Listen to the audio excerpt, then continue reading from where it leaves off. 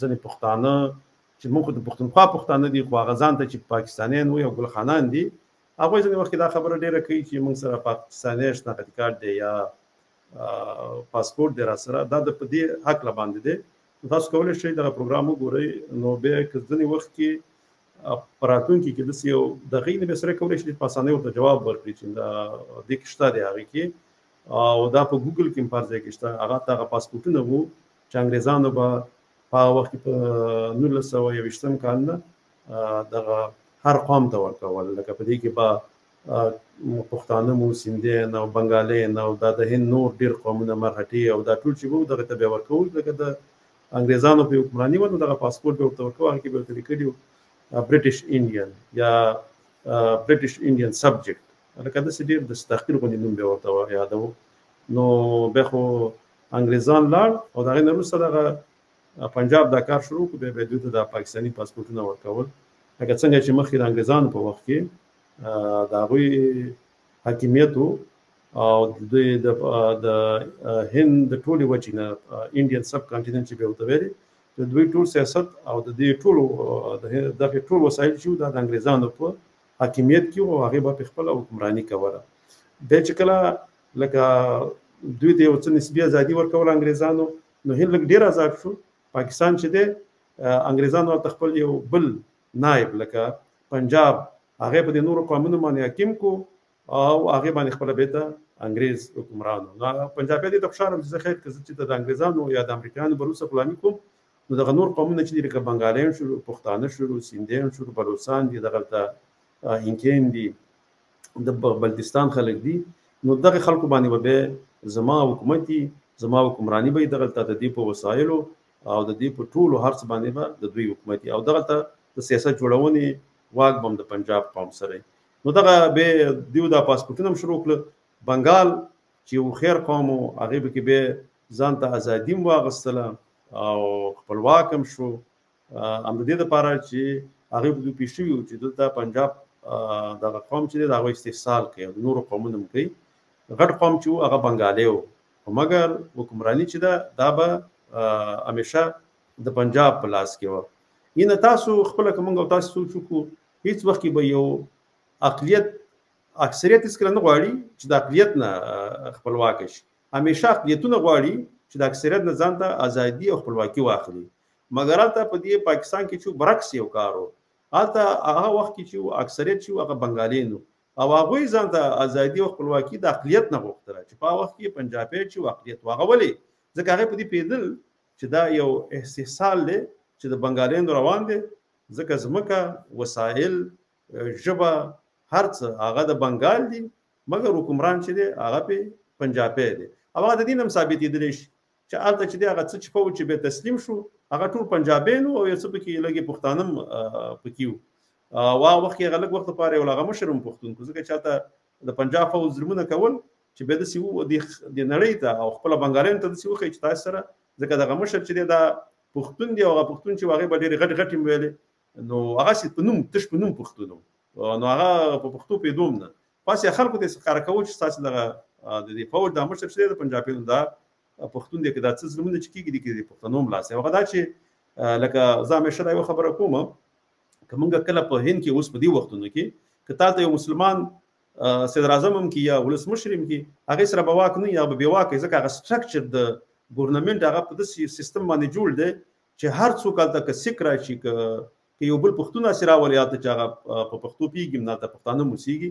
یا بل مسلمان راولي که هر څومره ته په حکومت کې کیم دی سټرکچر داسې جوړ دی نظام یې داسې جوړ کړی دی حکومتي نظام چې واک به چې دی هغه به د چا سره هغه به د هندو سره وي نو داسې د پاکستان په وخت کې سټرکچر داسې جوړ و چې دلته که هر څوک ته راولي خو بیا به نظام چې دی هغه به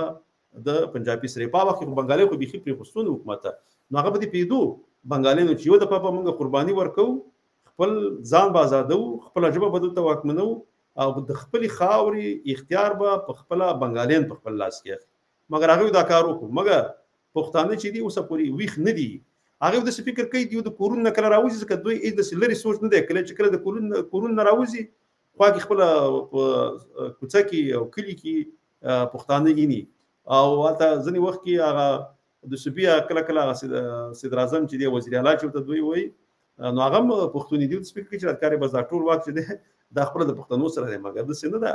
ستا د خاورې سیاست جوړونه کاغه بهرنۍ ک داخلي دا ټول څوک کوي دا پنجابي کوي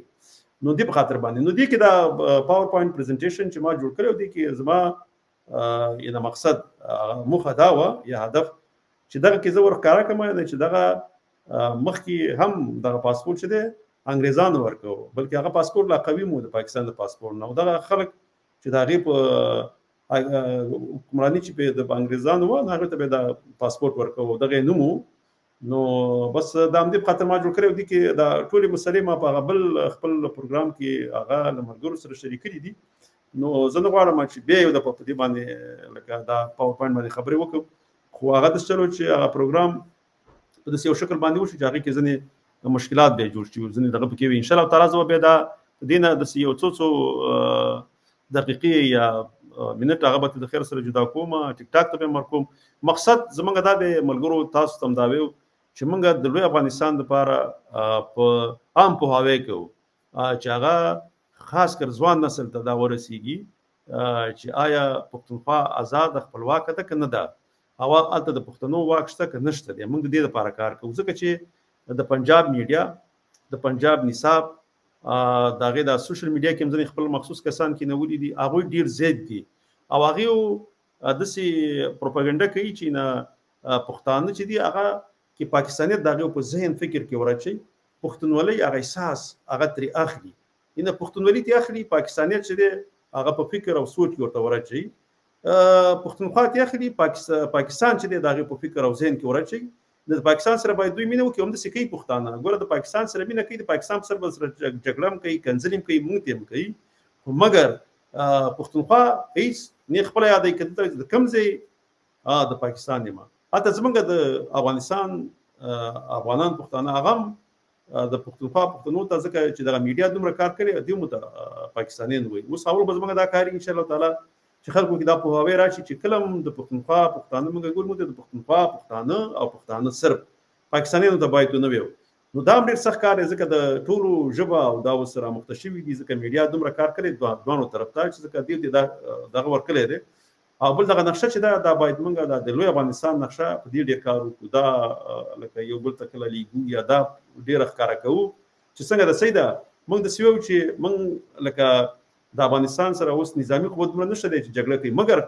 خلکو ته باید په هواوی هغه ک په لردي ک په بردي هر طرف ته پښتانه دی هغه به دوی پوښي چې په افغانستان کې څومره ګټې دي او د افغانستان مفکوره څه ده دوی په کې ګټې څومره دي په دې باندې باید هغه پوښي ځوان نسل په بشا کې یو کړه اته نه فیصد پښتانه د پښتونستان دا وغواړي به لوی افغانستان په اسانۍ باندې جوړیږي به د جګړې ته هم نمبر ضرورت نه پرته د جګړې یا ډېر د وړې جګړې نه مونږ کولای شو لوی افغانستان جوړ کړو سره د بلوچستان چې د افغانستان سره الحاق وکړي او سره یو ځای شي په دې ته کار کول غواړي ورته دغه نور چې قوي ډیر فالوورز لري لکه ټیک ټاک یو دي زینو کې هغه سره شمیر ډیر زیات دی خو هغه لار سم نه ده ځکه ځنې وخت کې سید هغه راځي خبرې کوي ځنې گیمونه کوي ځنې نور مسلې راوړي لکه د صحیح دغه نه کوي کنه چې دغه ذهن او فکر باندې د پښتونخوا په پښتنو کار وکړي د افغانستان سره هم باید دا کار وشي چې په څه طریقه باندې موږ کولای شو لوی افغانستان جوړ کړو او د پښتنو او افغانانو په ذهن کې دا ورواچو نو دې ته ان شاء الله تعالی کار کول پکار دي که څه مونږ ګوري کله کله تاسو کولای شئ دغه زمونږ د یوټیوب پاڼه او د فیسبوک پاڼه دا در سره خوښه کړئ او ملګرو سره شریک کړئ ځکه دې کې صرف او صرف د لوی افغانستان مسله د موږ کفاره موضوع خبره کوو خو به هغه د افغانستان د ګټو سره هغه همیشه به شریکو او په هغه باندې به خبره کوو کله کله د سوالونو راځي لکه په ټیک ټاک یا د نور سوشل میډیا کې چې هغه پښتانه اته ځنی پښتانه د سیګل خانان دي چې احمد شاه بابا دوی ته کنزل کوي کنه لکه دا د سیم پکشته ځکه د قائد اعظم په مقابل کې دغه کوي نو په دغه باندې موږ به کار کوو ان شاء الله تعالی پر راتلونکي کې چې دا څوک ورته وایي د سرمایندوی پیسې هغه خرچي هغه زمير خرڅ خلک دي او هغه ډیر دي نو هغه د پاره کار کول پکار دي دغه نور پښتانه چې کلم په سوشل میډیا ته وخت ورکوي هغه باید د مثبت طرف باندې هغه کارو کې مثبت کار تری واخلي یو څه د مهمه ده چې سړی واځي صرف خپل ځنې کسان راځي ځان په یو رقم باندې مشورې هغه ډېر یو عجیب کارونه کوي ځنې ځوانان نو چې ته په دوی کې فارز ځوانان پیدا شي او هغه ښه فکر او ښه ذهن ولري، د خپل وطن د خپل ملت سره مینه ولري، ان شاء الله تعالی هغه به کې ښه طرف ته ځي. خاص کر د خپل ژبې سره مینه لرل دا ډېر مهم دي، ځکه زموږ په افغانستان کې ځینې پخواني وزیران چې به وو کله کله د هغوی دا پروګرامونه چې کله ګورو چې یو چا به ژورنالست به سوال وکړو په پښتو باندې، وایي زه به وایي دلته دا نور قومونه هم دي، وایي زه به جواب په دري ژبه درکړم. داسې نه کول چې په خپله ژبه یې ورکړی وی. که تا په خپله ژبه ورکړی وی خلک مجبوره کېدل چې بیا ورو ورو پښتو زده کړي. نو ته چې همیشه په نورو ژبو باندې خبرې کې او خپلې ژبې ته اهمیت نه ورکړې، نو نور خلک به ستا ژبې ته څه اهمیت درکړي. نو دا ډېرې خبرې دي، ځکه دا د یوې ورځې کار نه دی. انشاءالله تعالی په دې باندې به موږ ډېر کار کوو. او بل دا کار بد دی چې موږ کله هم د پښتو د پرمختیا ودې په اړه خبرې کوو یا خپل نظرونه شریکوو، نو دې ته عیناً د پښتنو نه دې نه معلومېږي چې خپلې ژبې سره ارامي نه لري. ښه په دې پوهېږي چې زموږ ژبه د پښتنو په خاوره باندې واکمنه ژبه نه ده. یوه ژبه هغه وخت کې واکمنه وي چې دا د اقتصاد او د ضرورت ژبه یو ضرورت ژبه هغه وخت کې چې دې کې اقتصاد وي، چې کله پکې اقتصاد شو بیا هغه خپله ضرورت خلک احساسوي چې دغه ژبه باندې زده کړې وکړي او دغه ژبه زده هم کړي. خو هغه موږ دې باره کې ډېرې خبرې کړي دي، اوس دا زه بیا تکرار نه کوم، بله ورځ بیا کوم، ځکه زموږ کتونکي کم دي. دا ځینې خبرې داسې دي چې هغه بیا تکرار غواړي، ځکه ځینې وخت کې کم خلک یې ګوري، کلکونه خلک یې وګوري بیا هم کم دي، ځکه زموږ د پښتنو شمېر تقریبا 8 میلیونه دی. نو دا ځینې به پکې تکرار هم راځي. تاسې به تنګېږئ نه، هغه څوک چې موږ ګوري د هغې څخه یوه نړۍ مننه، ځکه دا خپله موږ ته انرژي راکوي. نو چې کله که بیا نفر زیات بیا خبرې هم ښې کېږي، نور هم بیا نور معلومات هم سړی زړی غواړي چې ډېر معلومات ورکړي او ښه نور ښه موضوعګانې همدغه د لوی افغانستان او د ژبې په هکله باندې راوړي. انشاءالله تعالی موږ پرې کار کوو، خپله وسه به کوو. او ستاسو څخه نړۍ مننه، ژوندي او ارامه او خوشحاله اوسئ. تر بل پروګرامه پورې په لوی الله سپارم. د الله په امان.